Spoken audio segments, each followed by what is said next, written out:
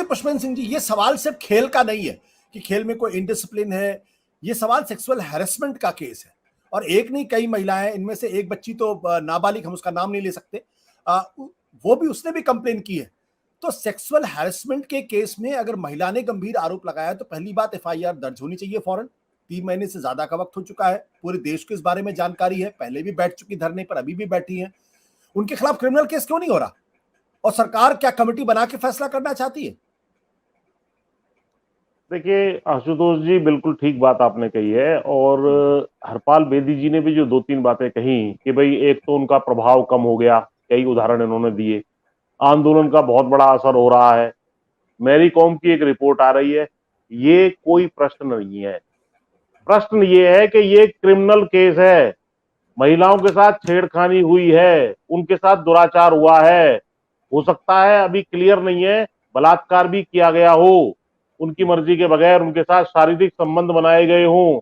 ये केस है एक्चुअली। किसका प्रभाव ज्यादा था, कम था, कौन रिपोर्ट दे रहा है? भाई रिपोर्ट का क्या मतलब है? जब आपने किसी महिला के साथ छेड़खानी कर दी, महिलाओं ने कंप्लेंट आपकी कर दी, उसके बाद भी जो है आंदोलन भी हो गया, पहले जनवरी में हुआ, आपने लीपापोती करने के लिए एक कमेटी आनंद फानन में बना दी, उसके बाद उसको लटकाने का काम किया। अब सुनने में आ रहा है, जो लीक्ड उसके रिपोर्ट की बातें आ रही है कि साहब इसमें क्लीन चिट देने की बात भी आ गई। सिस्टमिक जो है कम्युनिकेशन गैप था, फलाना था, इसमें कंप्लेंट ऐसे होगी वैसे होगी, अधिकारियों और खिलाड़ियों के बीच में हम ओपन वो रखेंगे। अरे ये सब प्रश्न ही नहीं है।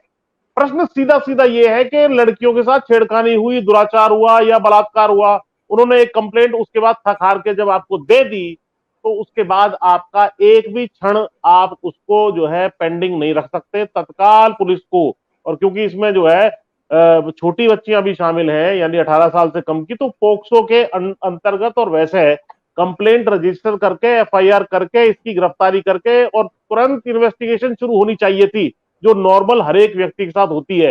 ये तो मजाक बना दिया क्रिमिनल जस्टिस सिस्टम का। कल को कोई मर्डर कर देगा तो पहले इंक्वायरी चलेगी साहब, 10 दिन तक, 20 दिन तक, 6 महीने तक, कोई रिपोर्ट आएगी, कोई कमेटी बैठेगी। ऐसा कोई प्रोविजन ही नहीं है। इस प्रोविजन को इन्होंने किस कानून के तहत कर दिया कि साहब क्रिमिनल प्रोसीडिंग में हम पहले कमेटी बनाएंगे, उसकी जांच करेंगे, इंक्वायरी करेंगे। कौन इंक्वायरी कर रहा है? इंक्वायरी मैरी कॉम कर रही है। उसको संसद सदस्य किसने बनाया? भाजपा ने बनाया। आईओ की अध्यक्ष कौन है जो आज बयान दे रही है? पीटी उषा जी, कि साहब ये जो इनडिसिप्लिन हो गया। अरे उनकी उनकी असमत आपने लूट ली, उनकी आपने बेइज्जती कर दी, उनकी जो है उनकी इज्जत पे आपने हाथ डाल दिया आपके अध्यक्ष ने। वो कुछ नहीं है, वो प्रोटेस्ट क्यों कर रही है, ये प्रश्न है। ये सीधा सीधा क्रिमिनल प्रोसीडिंग का मामला है। ये जो है इसमें तत्काल एफआईआर दर्ज करके इसकी गिरफ्तारी करके इंक्वायरी होनी चाहिए। बाकी और कोई प्रश्न नहीं है, किसका प्रभाव बढ़ा किसका घटा, कौन हाशिए पे चला गया, हमें कोई मतलब नहीं है।